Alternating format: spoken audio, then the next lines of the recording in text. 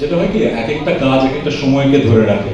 So Neelpari Nilanjana, মনসুবা junction, মনফরিং এর গল্প, ওই সময়টা কিন্তু একটা সময় ছিল যখন বাংলাদেশের মানুষের মনে রোমান্টিক নাটকের ক্ষুধা ছিল। সো শিহাব শাহীন, আমরা যারা যে টিমটা ছিলাম, আমরা ওই ক্ষুধাটা মেটাতে পেরেছি।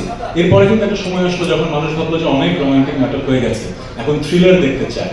এখন দেখবেন ওটিটিতে শুধু থ্রিলার বেস কাজ হচ্ছে। সো প্রত্যেকটা সময়ের একটা আবেদন থাকে। এখন যেহেতু সেই সময়টা যাচ্ছে সেরকম কাজ হচ্ছে। আবার একটা সময় থ্রিলারেও মানুষ হয়তো বোর্ড হয়ে যাবে, তখন আবার হয়তো রোমান্টিক নাটকের চাহিদা হবে, তখন আবার হতে হবে। নাটকের মান কেমন সেটা দর্শক বলে দেবে। বাংলাদেশের নাটকের মান, সিনেমার মান দিন দিন ভালো হচ্ছে, আমি পজিটিভটাই দেখি। কিন্তু আমরা যারা কাজ করি, আমরা তো খারাপ কাজ কখন করতে চাই না, আমরা ভালো কাজ করতে চাই।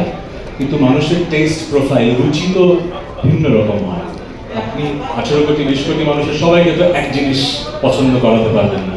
যেরকম গত পরশুদিন আমার একটা গান রিলিজ পেয়েছে, গানটার নাম হচ্ছে ভুলে যাবো।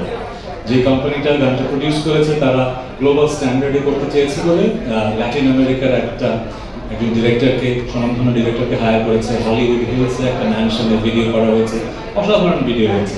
কিন্তু আমার যারা একদম রোমান্টিক স্যাড গান শুনে অভ্যস্ত, তারা বলছে যে এই ধরনের গান আপনি কেন করলেন। কিন্তু আবার অনেক মানুষ বলছে যে ওয়াও, এরকম ওয়ার্ল্ড ক্লাস একটা গান আর ভিডিও আপনি করলেন।